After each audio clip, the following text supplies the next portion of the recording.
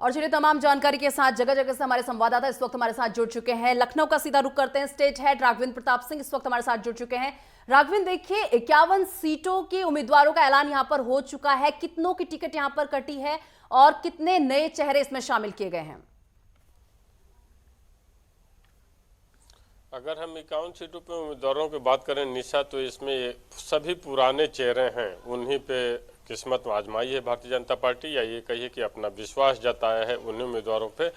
इन 51 में एक भी ऐसे चेहरे नहीं हैं जिनका टिकट काटकर नए चेहरे लाए गए हैं। राजनाथ सिंह की बात करें तो वो लोकसभा का चुनाव लखनऊ से ही लड़ेंगे, वहीं स्मृति ईरानी अमेठी से ही चुनाव लड़ेंगी, सुब्रत पाठक लखनऊ से ही लड़ेंगे। तो कहीं पूरे अगर समीकरणों को देखा जाए तो भारतीय जनता पार्टी उन्हीं पुराने चेहरों पे ही अपना विश्वास जताया है।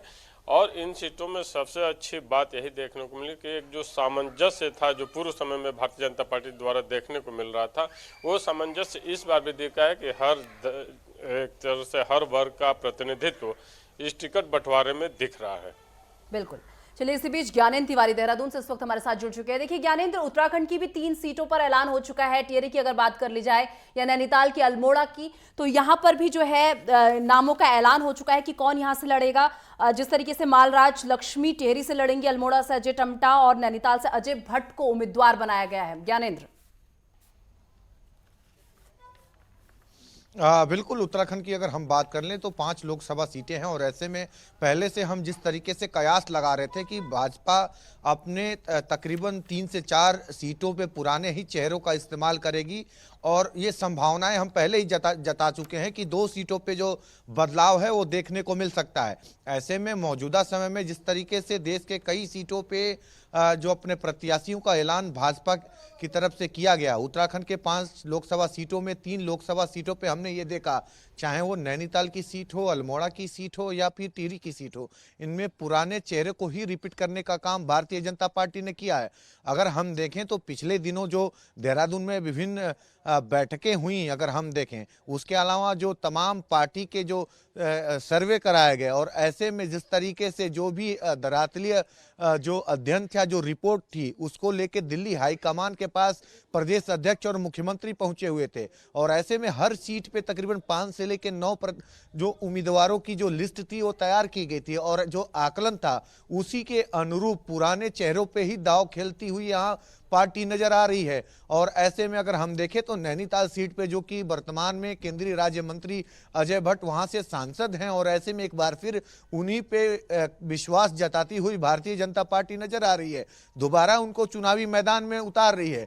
अगर नैनीताल की अगर हम सीट देख लें तो नैनीताल का जो सीट है, कुछ इलाका पहाड़ में आता है, कुछ इलाका मैदान में आता है, क्योंकि ये पूरे उधम सिंह नगर जिले को भी कवर करता है, जिसमें कि काशीपुर, जसपुर और बाजपुर का, रुद्रपुर का एक बड़ा इलाका है। और ऐसे में तमाम ऐसे समीकरण हैं, अगर हम देखें उस क्षेत्र में पहाड़ मैदान का समीकरण है, तो ये सभी चीज़ों को भांपते हुए, और हमने देखा था कि रामनगर में भी पार्टी की एक बड़ी बैठक हुई थी, तो इन सभी समीकरणों को साधने के बाद ही जो अजय भट्ट को कहीं ना कहीं एक बार फिर मौका वहां से दिया गया है। हाँ। हालांकि संभावनाएं कई प्रकार की लगाई जा रही थी कि वहां से भी बदलाव किए जा सकते हैं, लेकिन जिस तरीके से हमने पहले ही इस बात को स्पष्ट कर दिया था कि भारतीय जनता पार्टी उत्तराखंड के अंदर तकरीबन 1 या 2 ही सीटों पे बदलाव करती हुई नजर आएगी, और ऐसा होता हुआ संभव नजर आ रहा है, क्योंकि अगर हम देखें तो 3 सीटों पर उम्मीदवारों की घोषणा यहीं हो चुकी है। अगर हम अल्मोड़ा की बात करें तो अल्मोड़ा में जिस तरीके से अजय टम्टा वहां से सांसद हैं, और ऐसे में अगर हम देखें तो एक बार फिर उनको वहां से मौका दिया गया है चुनाव लड़ने को लेके। और इसके अलावा अगर हम देखें तो टिहरी सीट पे महारानी लक्ष्मी शाह को मौका दिया गया है। महारानी कई बार से वहां सांसद रही हैं, लगातार अगर हम देखें तो कई बार से वो जीतती रही हैं, और ऐसे में राजघराने का एक बड़ा प्रभाव टिहरी के इलाकों में है। टिहरी इलाका ऐसा है कि टिहरी जो लोकसभा क्षेत्र है उसमें देहरादून के अलावा अगर हम देखें तो उत्तरकाशी के इलाके वहां कहीं ना कहीं कवर करता है, कई जिलों को कवर करता है, और बड़ा इलाका है। और ये क्षेत्र ऐसा है कि हमेशा जगह से मेरे साथ इस वक्त बने हुए हैं लोग। लवकेश पांडे इस वक्त वाराणसी से मेरे साथ बने हुए हैं। लवकेश, सीधा आपका रुख करते हुए, आप ऐसी जगह से इस वक्त मेरे साथ जुड़े हुए हैं जहां से खुद प्रधानमंत्री उम्मीदवार हैं, और बार बार उनके मुंह से सुना जा रहा है कि अब की बार 400 पार। बिल्कुल, मनीषा, देखिए जिस तरीके से प्रधानमंत्री नरेंद्र मोदी ने 2014 में यहाँ से लोकसभा सीट से चुनाव लड़ा था और उन्होंने नारा दिया था कि मैं आया नहीं, मुझे मां गंगा ने बुलाया है, तो वो करके उन्होंने दिखाया। 2014 में काशी की जनता का जो उन्हें प्यार मिला, आशीर्वाद मिला, और उसके बाद उन्होंने जिस तरीके से काशी को एक विकास की गति दिया, और उसके बाद 2019 में उसका परिणाम रहा। और बीजेपी जो 400 के पार का नारा लगा रही है, तो ये कहीं ना कहीं बीजेपी के लिए बड़ा फैक्टर साबित होगा, क्योंकि प्रधानमंत्री नरेंद्र मोदी तीसरी बार लोकसभा का चुनाव अपने संसदीय क्षेत्र वाराणसी से लड़ रहे हैं। क्योंकि वाराणसी एक ऐसा हब हो चुका है कि तमाम जो पूर्वांचल की जो सीटें हैं वो सीधे बनारस से कनेक्ट होती है। चाहे हम सोनभद्र की बात कर ले, मिर्जापुर की बात कर ले, बस्ती की बात कर ले, आजमगढ़ की बात कर ले, जौनपुर, बलिया, चंदौली, ये तमाम जो सीटें हैं और तमाम जो विकास हुए हैं वो सीधे बनारस से जोड़ते हुए, और तमाम जो ऐसे प्रोजेक्ट भी खुले हैं कि जो आसपास के जिले के लोग काशी में आकर के, और काशी को जो एक नई आयाम मिली है, जो एक विकास की ऊंचाइयों को छुआ है, विकास से छूटा नहीं रहा। चाहे हम घाट की बात कर ले, चाहे जो सैलानियों का आना जाना होता था, मंदिर की बात कर ले, या फिर स्टेशनों की बात कर ले, या गली चौराहे की बात कर ले, या फिर उन सड़कों की बात कर ले, या सीवर की बात कर ले, यानी हर चीज, हर क्षेत्र में प्रधानमंत्री के आने से जो काशी विकास के लिए तरसती थी, आज जो काशी विकास के नाम पर उस पर चर्चा होती है। तमाम जो चर्चाएं देखिए 2014 के बाद से ही तमाम जो विपक्षी पार्टियां होती थी वो यहाँ पर तंज कसती थी, लेकिन काशी में जो विकास की गति मिली है प्रधानमंत्री के आने के बाद, और काशी की जनता भी उतनी ही उत्साहित है, क्योंकि देश के प्रधानमंत्री तीसरी बार यहाँ से लड़ने जा रहे हैं। ये काशी वासियों के लिए, तमाम लोगों से हम लोगों ने बातचीत किया, तमाम लोगों ने बताया कि ये काशी के लिए गौरव की बात है कि काशी तीन बार प्रधानमंत्री देगा। लेकिन अब ये देखना होगा कि आगामी लोकसभा चुनाव में किस तरीके से जनता का प्यार मिलता है, क्या प्रधानमंत्री नरेंद्र मोदी हैट्रिक लगा पाते हैं या नहीं लगा पाते, ये तो आने वाला वक्त बताएगा। लेकिन इनके सीट यहाँ पर कंफर्म होने के बाद काशी की जनता में और बीजेपी के कार्यकर्ताओं में ये काफी बहुत ज्यादा उत्साह है। लोग अपने आप को फिर से वही, और बीजेपी के कार्यकर्ता। ठीक है लोकेश, वापस आपके पास में लौटूंगी। इसी बीच मथुरा से मेरे सहयोगी अमित शर्मा इस वक्त मेरे साथ जुड़े हुए हैं। अमित, देखिए हेमा मालिनी को बीजेपी ने इस जगह से उतारा है, यहां से अपना उम्मीदवार हेमा मालिनी को बनाया हुआ है। बिल्कुल निशा, मैं बताना चाहूंगा कि जिस तरीके से लगातार पार्टी अपने उम्मीदवारों पर, पुराने उम्मीदवारों पर दांव खेल रही है, वहीं एक बार फिर से मथुरा से हेमा मालिनी को सीट, मथुरा टिकट दे दी गई है। और जिस तरीके से देखा जा रहा है, मथुरा से जो हेमा मालिनी का नाम जो घोषित किया गया है, उसको देखते हुए लगातार पार्टी अपने पुराने उम्मीदवारों को देखते हुए मथुरा से जीत हासिल करना चाह रही है। जिस तरीके से देखा जाता है कि एक तरफ गठबंधन के लिए जिस तरीके से चर्चाएं जोरों पे देखने को मिल रही थी, उसी तरीके से गठबंधन के बाद में आरएलडी को मथुरा से एक भी टिकट नहीं दी गई है। और जिस तरीके से देखा जा रहा है, सांसद हेमा मालिनी जो मथुरा से लगातार सांसद रही हैं, और उनके कार्यकाल को देखते हुए लगातार जनता में रोष भी देखने को मिल रहा था, और जनता नाखुश भी उनके कार्यकाल से नजर आ रही थी। लेकिन उसके बावजूद पार्टी ने एक बार उनको टिकट दे दी थी। और लगातार जिस तरीके की चर्चाएं चल रही थी, उसको देखते हुए लग रहा है कि जिस तरीके से हेमा मालिनी कह रही थी कि यदि पार्टी एक बार मौका देगी तो मैं मथुरा से एक बार फिर चुनाव लड़ूंगी, लेकिन इसको देखते हुए पार्टी ने एक बार पुराने फेस पे ही दांव खेल दिया है। जिस तरीके मथुरा से जो सांसद हेमा मालिनी का नाम जो लिस्ट में जारी किया गया है, उसको देखते हुए लोगों में भी, भाजपा के जो कार्यकर्ता हैं उनमें भी खुशी देखने को मिल रही है। जी निशा। बिल्कुल।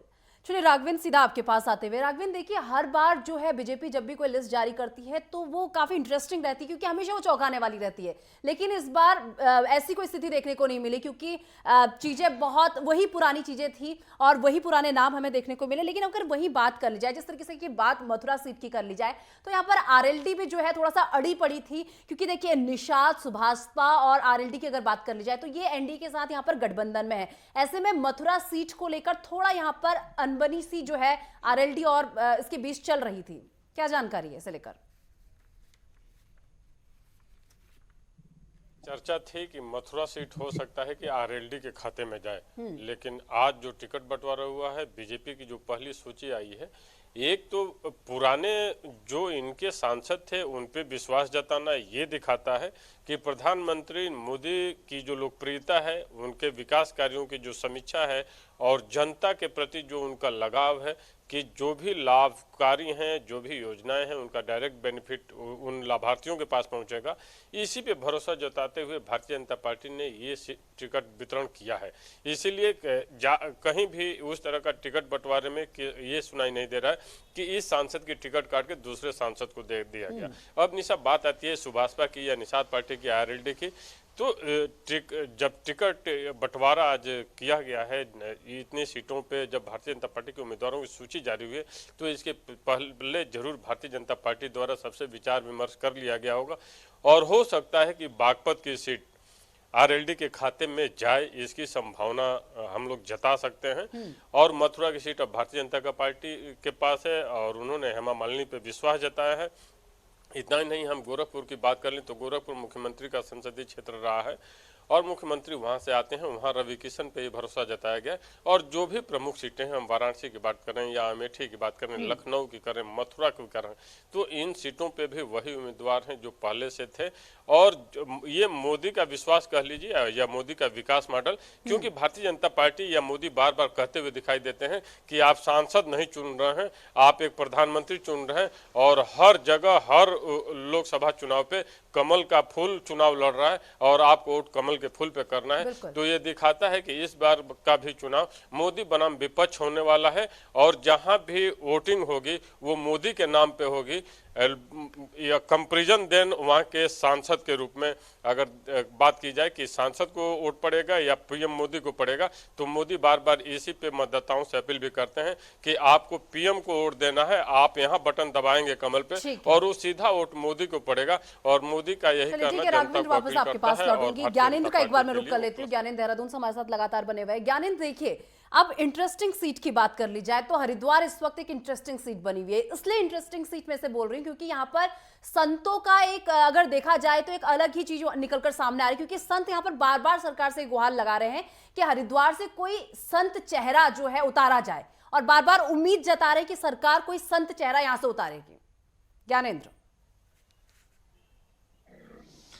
बिल्कुल, देखा जाए उत्तराखंड के अंदर सबसे जो हॉट सीट है वो हरिद्वार की सीट है, इसके अलावा पौड़ी की सीट। और ऐसे में इन दोनों सीटों पे भाजपा ने अपने प्रत्याशियों का ऐलान अभी नहीं किया है और संभावनाएं जिस प्रकार से हम अगर देखें तो दोनों सीटों पे नए चेहरे की दावेदारी देखी जा रही है और जो दिग्गज नेता हैं वो भी मैदान में हैं।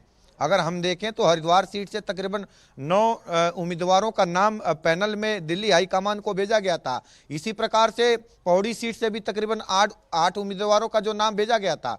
और ऐसे में सबसे जो पहले नंबर पे अगर हम बात करें तो पहले नंबर पे पौड़ी में मौजूदा जो सांसद हैं तीरथ सिंह रावत, वो कहीं ना कहीं अभी भी टक्कर दे रहे हैं अपने उम्मीदवारों को। और जिस तरीके से हरिद्वार की बात कर लें तो निशंक जो कि वहां से सांसद हैं वो भी पहले नंबर पे चल रहे हैं। लेकिन जिस तरीके से दोनों सीटों पे जो दिग्गज नेताओं का अपना दावा ठोकना और ऐसे में जो समीकरण, क्षेत्रीय समीकरण और जो पार्टी के सर्वे हुए हैं उसके अनुरूप कहीं ना कहीं बदलाव की संभावनाएं देखी जा रही हैं। अगर हम देखें तो त्रिवेंद्र सिंह रावत को पार्टी या तो पौड़ी या हरिद्वार से टिकट दे सकती है, ऐसी संभावनाएं जताई जा रही हैं। और दूसरी तरफ अनिल बलूनी जो राष्ट्रीय मीडिया प्रभारी हैं भाजपा के, उनको पौड़ी से कहीं ना कहीं लोकसभा के मैदान में भारतीय जनता पार्टी उतार सकती है, ऐसी संभावनाएं हैं और ऐसी चर्चाएं भी उत्तराखंड के अंदर जोर शोर से हो रही हैं। तो अभी 2 सीटों पे जिस प्रकार से अभी उम्मीदवारों का ऐलान नहीं हुआ है, ऐसे में तमाम तरह की अटकलें और तमाम तरह की बातें प्रदेश के अंदर हो रही हैं। लेकिन अगर हम दोनों सीटों को अगर हम गौर से देखें तो हरिद्वार का जो सीट है, हरिद्वार ऐसा क्षेत्र है लोकसभा का जिसमें कि कहीं ना कहीं अगर हम देखें तो रुड़की, लक्सर और कहीं ना कहीं भगवानपुर, ऋषिकेश और यहाँ तक कि डोईवाला तक कवर करता है। बहुत बड़ा लोकसभा का इलाका है और ऐसे में जो हरिद्वार ग्रामीण का भी इलाका उसमें कवर होता है। लेकिन हरिद्वार जो शहर है एक संतों का कहीं ना कहीं एक भारी संख्या है और संतों की हमेशा से मंशा होती है कि उनके बीच से कोई लोकसभा का प्रत्याशी हो। और जिस तरीके से कई नाम उसमें गए हैं, स्वामी यतीश्वरानंद भी इसमें एक उम्मीदवार के तौर पे सामने हैं और ऐसे में तमाम अटकलें लगाई जा रही हैं। लेकिन अगर हम देखें तो कई तरह के समीकरणों को इसमें भांपने की और कहीं ना कहीं नापने की कोशिश भारतीय जनता पार्टी यहाँ करती हुई नजर आएगी। और संभावना लवकेश लगातार वाराणसी से इस वक्त मेरे साथ जुड़े हुए हैं। लवकेश, देखिए, प्रधानमंत्री अगर वाराणसी से उतारे गए हैं तो ये कोई बड़ी खबर नहीं, क्योंकि हम सभी को पता था कि वाराणसी से ही जो है उन्हें उतारा जाएगा।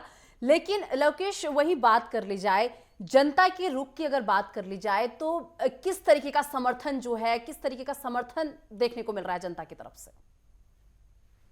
जी बिल्कुल, देखिए ये कोई नई बात नहीं है। सब जान रहे थे कि प्रधानमंत्री अपने ही सीट से यहाँ से लड़ेंगे, लेकिन जनता की अगर हम बात करें तो जनता में बेहद खुशी का माहौल है, क्योंकि वो यहाँ से सांसद नहीं चुनती, वो देश का प्रधानमंत्री चुनता है। जिस तरीके से देश के विकास के साथ साथ अपने संसदीय क्षेत्र का विकास करना, यह बहुत बड़ी बात होती है। और उसके बाद अपने संसदीय क्षेत्र में एक पीएम का दौरा बहुत मायने रखता है। बिल्कुल। इन 10 सालों में प्रधानमंत्री ने लगातार ताबड़तोड़ दौरे किया। दौरे के साथ साथ उन्होंने सिर्फ काशी के लिए नहीं, काशी के आसपास के जिलों के लिए भी एक बड़ी सौगात दी। जो सौगात उन्होंने दी है वो एक, अगर इतिहास के पन्नों में कहा जाए तो जिस तरीके से किसी सांसद ने नहीं अपने संसदीय क्षेत्र में किया होगा, उससे भी ज्यादा प्रधानमंत्री नरेंद्र मोदी ने यहाँ पे किया। और जिस तरीके से अभी अमूल डेयरी बनास की हम बात कर लें, उन्होंने जो उद्घाटन किया और उसके बाद वो चालू हुआ, तो इससे सिर्फ बनारस के लोग ही प्रभावित नहीं होते हैं। जौनपुर के बाद सुल्तानपुर, तमाम ऐसे जिले हैं जो उससे प्रभावित होते हैं। युवाओं को रोजगार के द्वार खुले हैं। तो काशी का जो विकास हुआ है कहीं ना कहीं सबसे बड़ा वो चीज रहा, क्योंकि देखिए काशी में 2 लोकसभा सीटों में आ जाती, क्योंकि चंदौली का 1/3 हिस्सा जो वोट है वो भी काशी में ही है, प्रधानमंत्री के संसदीय क्षेत्र में। तो लोग यहाँ चंदौली के लोकसभा सीट को नहीं देखते हैं, देखते हैं कि प्रधानमंत्री का संसदीय क्षेत्र है। तो ऐसे में जो चंदौली की लोकसभा सीट है वो बनारस से सीधे प्रभावित होती है। और जो काशी की जनता का प्यार कमल के फूल पर लुटाया जा रहा है, तीसरी बार प्रधानमंत्री का नाम सामने आने के बाद काशी की जनता बेहद खुश है। और बीजेपी के कार्यकर्ताओं में एक अलग सा उत्साह है कि जो उनके सांसद और देश के प्रधानमंत्री ने काशी के लिए किया है। क्योंकि काशी देखिए कभी जान पहचान की मोहताज नहीं रही, लेकिन उसमें जिस तरीके से प्रधानमंत्री ने विकास की गति बढ़ाई और विकास की धार बढ़ाई, जो तमाम ऐसे चीज हुए, चाहे सारनाथ पार्क की बात कर ले, चाहे घाटों की बात कर ले, या फिर जो जल जहाज था यहीं से शुरुआत की गई उसकी, अलकनंदा क्रूज की बात कर ले, तमाम ऐसी जगह हुए, बंदरगाह तक बनारस में खुले, तमाम विकास के रास्ते बनारस में खुले। तो आज तक किसी सांसद ने ऐसा नहीं किया होगा जैसा कि प्रधानमंत्री नरेंद्र मोदी ने काशी वासियों के लिए किया है। ठीक है, अमित शर्मा मेरे सहयोगी मथुरा से लगातार मेरे साथ जुड़े हुए हैं। अमित, जिस तरीके से बात कर ली जाए, देखिए हेमा मालिनी को जिस तरीके से मथुरा सीट से उतारा गया है, क्या ये बीजेपी के लिए फायदेमंद साबित नहीं हो सकता है? मैं ये चीज इसलिए कह रही हूँ क्योंकि अभी आपने थोड़ी देर पहले जब हेमा मालिनी का जिक्र हुआ था तो आपने कहा था कि जनता उनके काम करने के तरीके से काफी खुश नजर नहीं आई थी। तो क्या कोई नुकसान यहाँ पर बीजेपी को उनके चेहरे पर दाव लगाकर हो सकता है?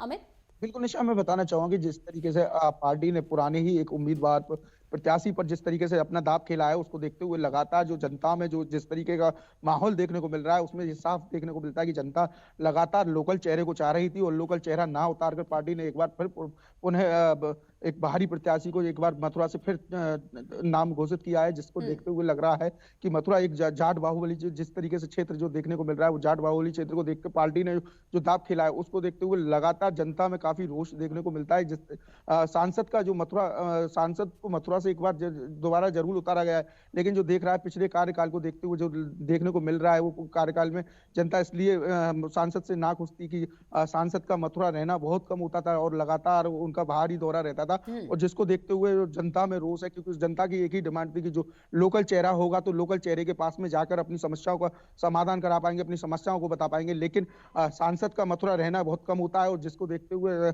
लोगों से उनकी भी मुलाकात कम हो पाती है। और सांसद जो हेमा मालिनी का जो कार्यकाल देखा गया था, लोगों के बीच बहुत कम रहती थी, जिसको देखते हुए लोगों में लोकल चेहरे की डिमांड ज्यादा थी। लेकिन पार्टी ने एक बार अमित क्या समझे कि यहाँ पर बीजेपी का दाव थोड़ा गलत साबित हो सकता है, उनके चेहरे पर ये दाव लगाना, क्या समझे अमित इसे?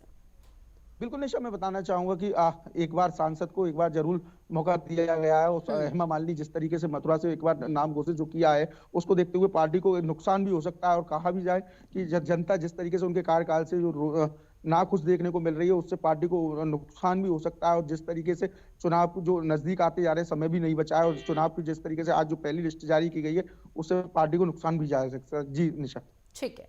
राघवेंद्र, वहीं अब अमेठी पर आ जाते हैं। अमेठी सीट पर अगर आ जाते हैं तो देखिए स्मृति ईरानी पर वापस से दाव खेला गया है, लेकिन यहाँ पर आपने देखा होगा कि जब राहुल गांधी की भारत जोड़ो न्याय यात्रा यहाँ पर निकली थी तो जन समर्थन, उमड़कर जन समर्थन जो है राहुल गांधी की इस यात्रा को मिला था। तो यहां पर अगर टक्कर की बात कर ली जाए तो कड़ा मुकाबला यहां पर कह सकते हैं कि देखने को मिल सकता है, क्योंकि न्याय यात्रा यहां पर पहुंची थी तो हम सब ने वो चीजें देखी थी कि कितना जन समर्थन अमेठी में राहुल गांधी को मिला था। बेशक निशा, अमेठी की सीट इस बार दिलचस्प होगी, क्योंकि इस बार लड़ाई पिछली बार के मुकाबले ज्यादा कांटे की होगी। हाँ। राहुल गांधी इस बार कड़ी टक्कर देते हुए दिखाई दे सकते हैं या देंगे, लेकिन फिर भी अगर हम बात करते हैं, कुछ ऐसे वीआईपी सीट होते हैं, जैसे हम अमेठी की बात कर लें, वाराणसी की बात कर लें, गोरखपुर की कर लें, मथुरा की कर लें या लखनऊ की कर लें, यहाँ पे वो सांसद चुनाव लड़ते हैं जो अपने लोकसभा क्षेत्र में कम समय दे पाते हैं। कम समय देने के बावजूद भी जनता का जो विश्वास होता है, जो समर्थन होता है, जो लगाव होता है, या सीट जिताने की, चूंकि जनता को पीएम चुनना रहता है, तो उसके लिए जनता में वो नाराजगी नहीं देखने को मिलती है जो मिलनी चाहिए। और एक बात और मैं कहना चाहूंगा कि इंटर इनकम्बेंसी जैसी बात या सरकार से नाराजगी जैसी बात किसी भी लोकसभा सीट में उस तरह से देखने को नहीं मिल रही है जिसमें ये अनुमान लगाया जा सके कि भारतीय जनता पार्टी को कुछ नुकसान हो सकता है, वो चाहे मथुरा की सीट हो या अमेठी की सीट हो। यहाँ के सांसद इससे इनकार नहीं किया जा सकता है कि कुछ कम समय दे पाते हैं अपने लोकसभा में, इसके बावजूद वहाँ की जनता खुश है, क्योंकि जो भी लाभार्थी हैं, जो सरकार की योजनाओं का लाभ उन्हें सीधे मिल रहा है, और वो अब भी जब भी चुनाव में जाएंगे तो वो एक पीएम का चुनाव करने जाएंगे, न कि सांसद का, और शायद भारतीय जनता पार्टी को इसका फायदा इस रूप में मिलता हुआ दिखाई भी देगा। बिल्कुल, और हमारे जो संवाददाता है लगातार जगह जगह से हमारे साथ जुड़े रहे और जगह जगह से उन्होंने हर एक सीट का हमें हाल बताया कि किस सीट में क्या स्थिति इस वक्त बनी हुई है।